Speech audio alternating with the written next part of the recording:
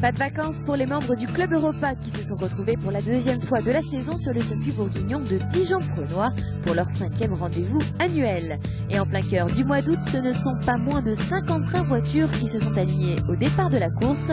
Le record établi en mai dernier est donc battu.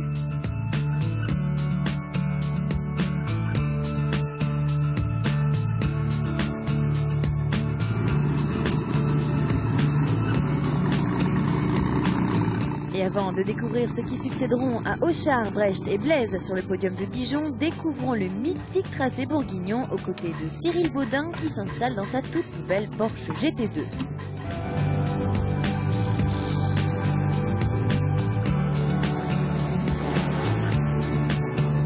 Alors on attaque tranquillement la ligne droite des stands. On surveille ses rétroviseurs parce que les concurrents déboulent à toute vitesse. On fait chauffer un peu les pneus. Voilà, premier virage droite, relativement serré, qui conditionne après un gauche-droite relativement rapide. Voilà, on attaque le gauche, on mord légèrement sur le vibreur. Puis après le droit qui se referme un peu plus, très délicat avec une bosse à la sortie sur le point de freinage. Et là on attaque le gauche qui est tout en dévers.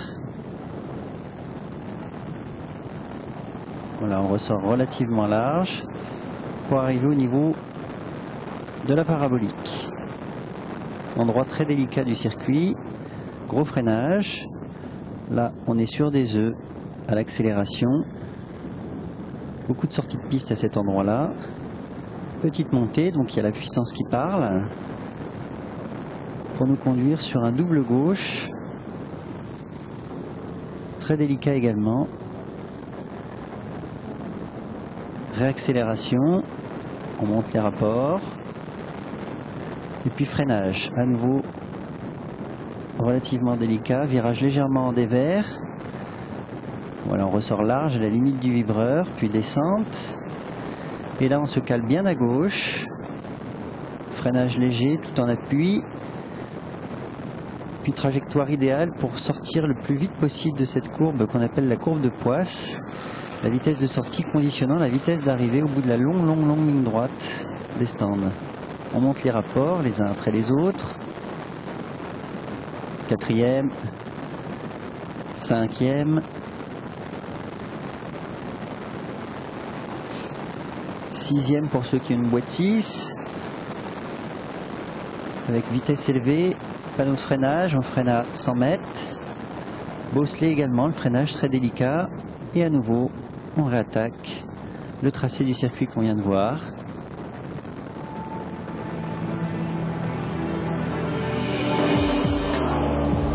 Et comme à l'accoutumée, le premier jour est consacré aux essais, libres d'abord, puis qualificatifs.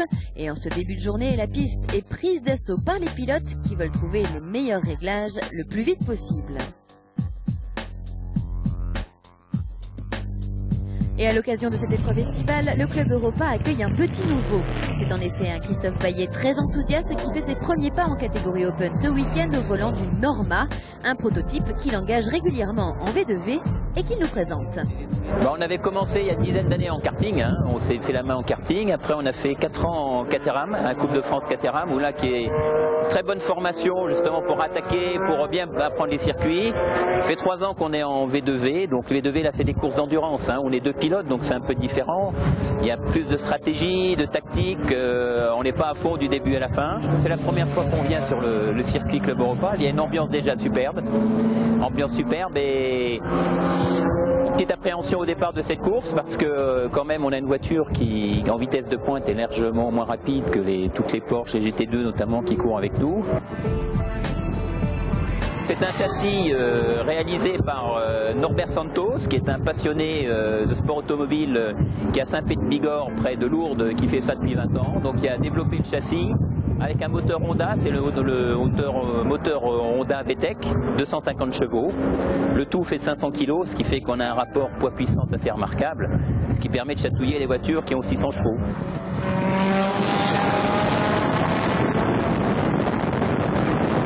Ce qui est très sympa aussi, aussi, c'est qu'on a largement le temps de préparer la voiture. Hein, puisqu'on a beaucoup de roulage en dehors de la course, on a pu rouler plus de 6 à 8 heures, donc on peut essayer tous les réglages de suspension, d'aileron, hein, compression, détente, tout ça. Donc il y a vraiment on a moyen de préparer tranquillement et sereinement la voiture pour qu'elle soit au top.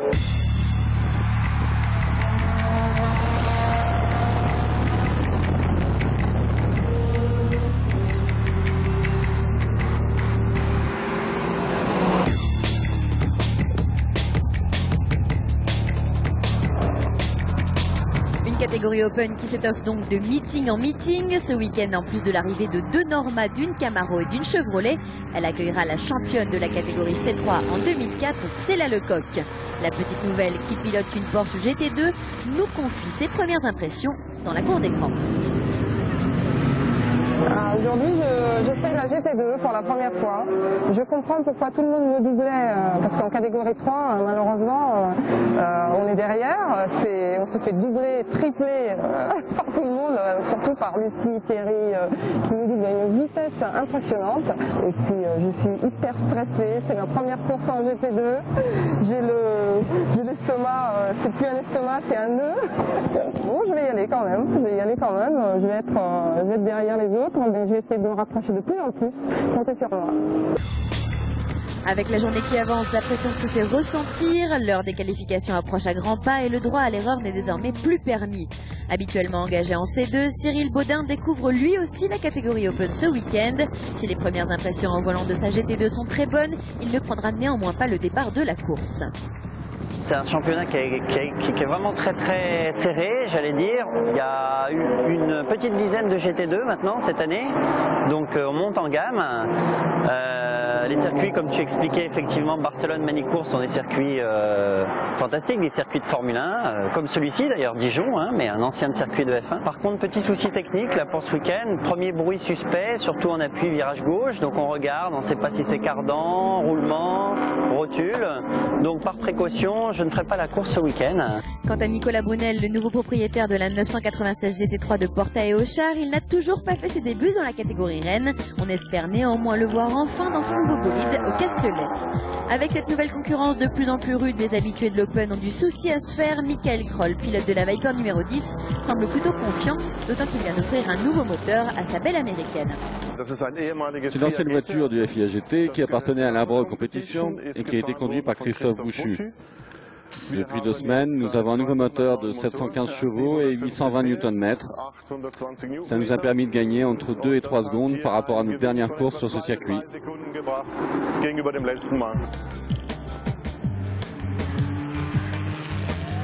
Et le sport auto est une passion de famille chez les Kroll. Sa fille Chantal roule quant à elle en catégorie C2 avec une 964 Cup. Mais sur la piste, les liens du sang sont vite oubliés. La jeune femme ne fait aucun cadeau à son père. C'est assez marrant parce qu'on plaisante sur le fait que je bloque mes adversaires mais que je laisse passer mon père, ce qui n'est évidemment pas le cas. Mais c'est toujours assez drôle. Pendant ce temps-là, sur la piste, c'est toujours la bagarre contre le chronomètre. Le sang-froid est de rigueur.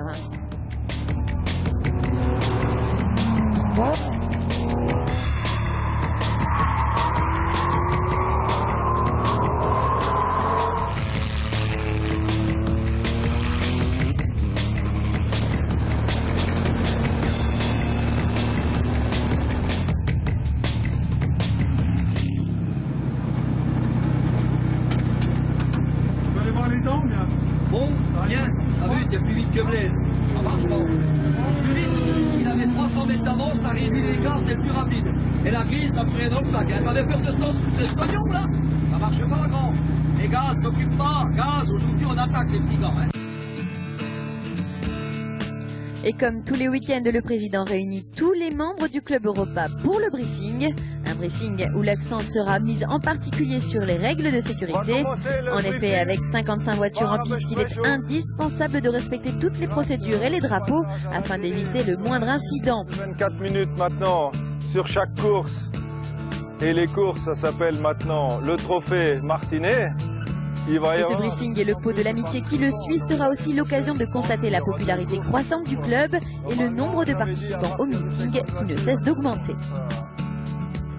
Donc j'espère qu'on aura une belle course, sympathique, sportive, que le meilleur gagne. Et avant de se diriger sur la piste pour la course, un petit clin d'œil à Jean-Olivier Petitjean, le photographe officiel du Club Europa, qui nous fait découvrir sa passion. J'étais passionné de circuit à la base, je fais moi-même de la moto sur circuit et passionné de photo depuis des années. Donc j'ai combiné les deux pour en fait avoir les deux passions en même temps et pouvoir en vivre. Je me déplace sur les circuits, donc c'est un labo numérique mobile. Donc moi je prends les prises de vue généralement le matin, donc avec les meilleures lumières. On peut voir les photos à partir de midi, donc tous les participants commencent à venir à mon camion. Je fais défiler en fait les photos à l'aide d'un diaporama et ensuite en fin de journée ils repassent me voir. Donc je fais 2 impressions en direct au camion, donc le 15-20 et le 20-30. Et ensuite tous les gens peuvent aller sur mon site internet pour toutes les épreuves et en fait consulter tous les événements de toute l'année.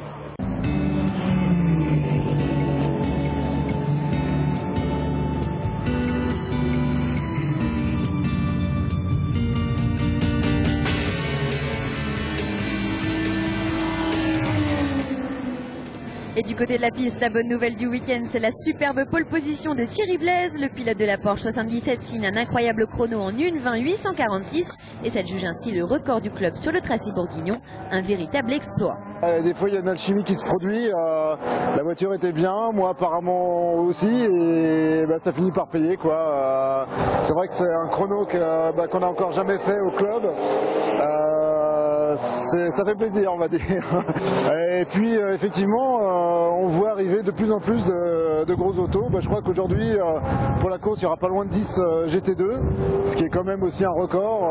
On croyait que ces voitures là étaient mises un peu à la trappe et en fait non, elles ont encore beau reste et puis on s'aperçoit que ça roule quand même relativement vite. On voit apparaître aussi là, comme je vois là passer là, 2 Norma qui sont inscrites pour la course et elles ont l'habitude d'être aux avant-postes puisque bon c'est des véhicules qui sont pas très puissants mais qui sont très légers, qui ont des vitesses de passage en courbe impressionnantes et donc elles sont préfigurent en fait en tête de la course et donc ça va être avec elles qu'il va falloir en découdre.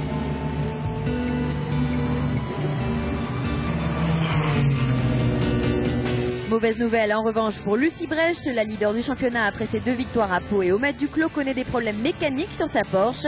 À quelques heures de la course, elle ne sait toujours pas si elle sera en mesure de prendre le départ. En fait, on ne sait pas vraiment ce qui se passe. Hier, j'ai démarré l'auto, il y avait un bruit, un claquement. Et on pensait que c'était les culbuteurs. C'est pas ça. Donc les compressions sont bonnes, mais il y a vraiment un bruit, donc on ne sait pas. Et j'aurais bien aimé juste faire un tour pour voir si la puissance est encore là. En plus, on est 17 autos en open. Il y a 55 voitures qui vont prendre le départ, donc ça aurait pu être sympa. J'ai pas fait les qualifs, donc il aurait fallu, faut partir en fond de grille. Et je suis encore flou, je sais toujours pas si je vais prendre le départ ou pas. Ce serait moi, je le ferais pas parce que ça pourrait endommager beaucoup d'autres pièces chères, telles qu'un piston ou autre culasse.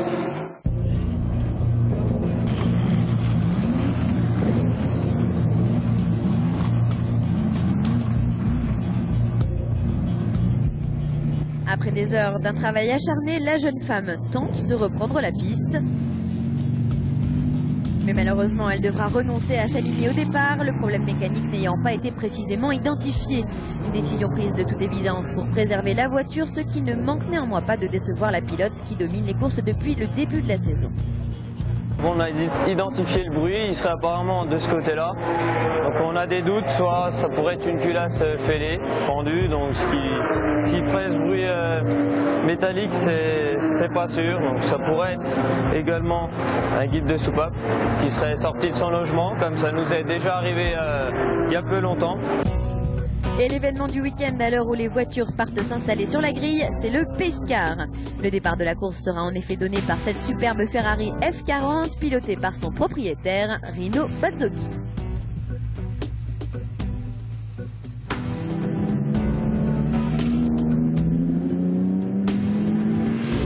On part départ sur la grille de départ où on retrouve évidemment Thierry Blaise en pole position. Il s'élancera aux côtés de la Norma de Christophe Baillet qui s'est fait remarquer en qualification.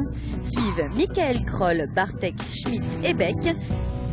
Les premiers C1 de la grille sont Adrian Knapp et Arturo de Vigus. En C2, c'est Serge Kriknov qui fait la pole et en C3, c'est Jean-Paul Von Burg qui signe le meilleur temps.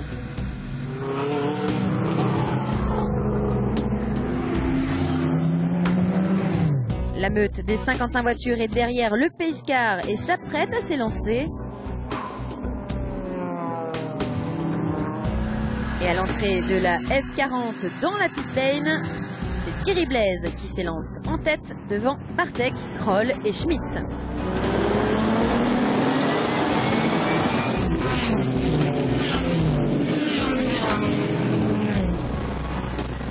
Mais dès le premier virage, Christophe Baillet au volant de la Norma numéro 117 fait une remontée tonitruante. Il double ses adversaires 1 à 1 et se rapproche dangereusement de Thierry Blaise.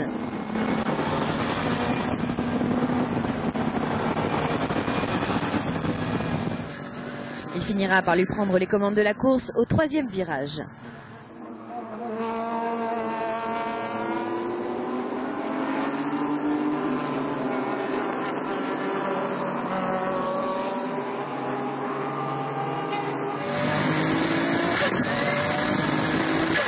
Et dès les premières boucles, Baillet va creuser un écart suffisant pour ne pas être inquiété par ses principaux rivaux.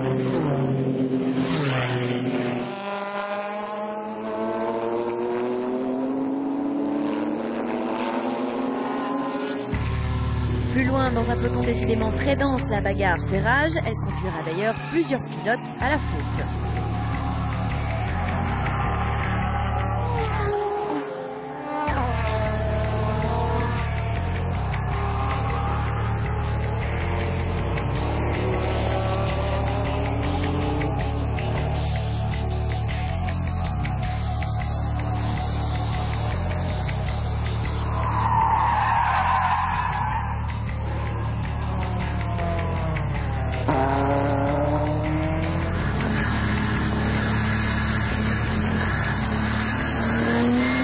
Deuxième depuis le premier tour, Thierry Blaise revient peu à peu dans un flot des retardataires de plus en plus compact et cela va lui nuire.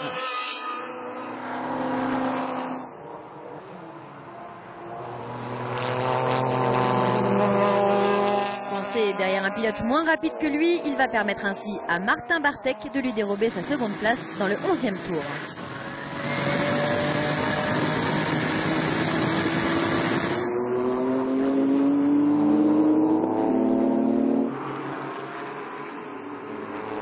Plus loin, la bagarre fait rage pour le gain de la 7e place. Michael Kroll subit les attaques du premier pilote C1 Arturo de Vigus. Ce dernier profite d'une faute du pilote de la Viper pour gagner une place.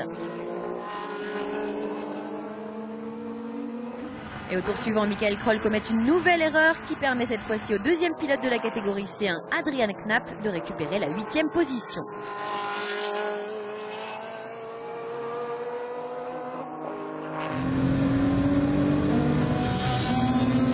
Pendant ce temps-là, Christophe Baillet fait cavalier seul en tête et semble prêt à s'imposer. Un peu plus loin en revanche, rien n'est joué pour les deux autres marches du podium. Thierry Blaise n'a pas dit son dernier mot, il profite d'une erreur de Martin Bartek pour récupérer son bien dès le 14e tour.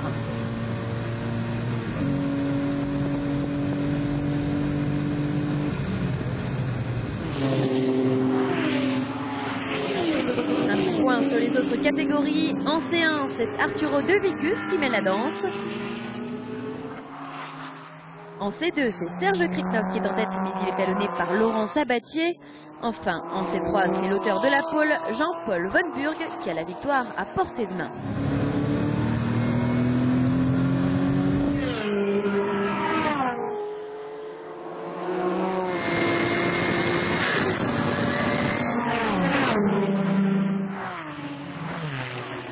Drapeau damier, c'est donc logiquement Baillet qui s'impose devant Blaise et Bartek. Le podium avec tout d'abord la catégorie C3 et la victoire de Von Burg qui a semble-t-il connu une course facile. Facile dans un certain sens, oui, peut-être par manque d'adversaires, manque de pilotes et de voitures dans la catégorie donc classe 3, C3. par rapport aux autres classes qui sont en C1, C0 Open, où on voit que le plateau devient de plus en plus étoffé et rapide. Alors moi je verrais bien un plateau plus étoffé en C3 pour agrémenter un peu la course et avoir des bagarres un peu plus soutenues. En catégorie C2, c'est Serge Kriknov qui s'impose. Il y avait une belle bagarre, c'est très sympa à Dijon, donc je suis très content d'avoir fait cette course. Bon, avant tout, c'est pour moi-même, essayer de faire des meilleurs temps sur chaque circuit. Et puis, si en plus il y a la victoire, ça c'est de la petite cerise hein, sur le gâteau, mais non, c'est très bien. Je ne pense pas un jour passer en C1 en Open. Il y a une très belle bagarre, effectivement, comme vous le disiez, il y a beaucoup de pilotes chevronnés, de très bons pilotes en C2, et je trouve qu'on fait une bonne bagarre, il y a une bonne ambiance entre ces pilotes. Je ne pense pas que je vais changer. En tout cas, s'il y a encore la chance, je suis un privilégié de pouvoir faire de la course. Si je peux encore courir, je pense que ça sera en C2. Et en C1, De Vigus, vainqueur, se rapproche du gain du championnat. S'il n'y a rien de grave qui se passe, je vais gagner. C'est clair, j'ai beaucoup de points d'avance, mais le championnat il est fini après la dernière course. Et pour l'instant, c'est encore tout vert. Si je rate, ça ne va pas marcher. Donc je dois rouler, je dois bien rouler, finir les courses et aller sur le podium encore.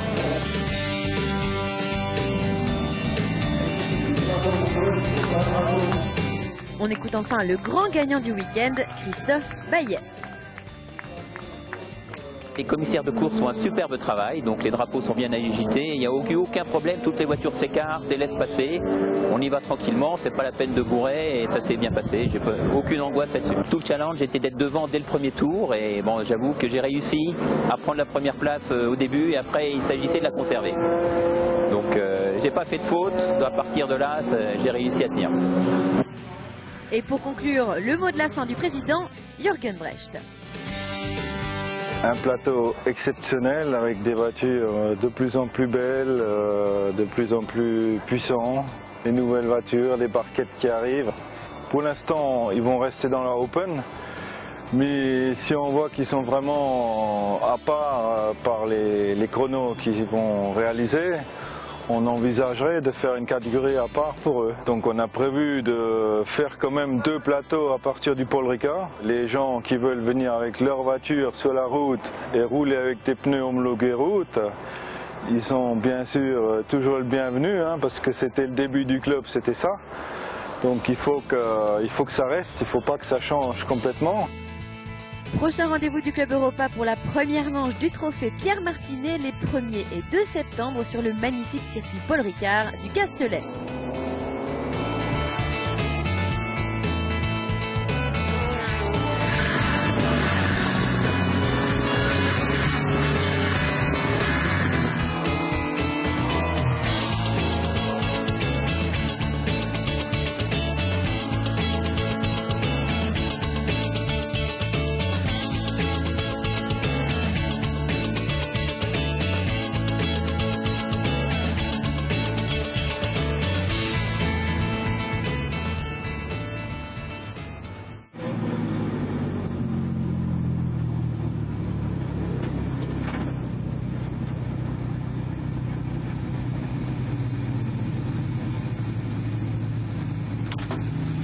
À un moment donné, tu étais dans son cul, à un moment donné, tu t'es retrouvé très loin, qu'est-ce que t'as fait?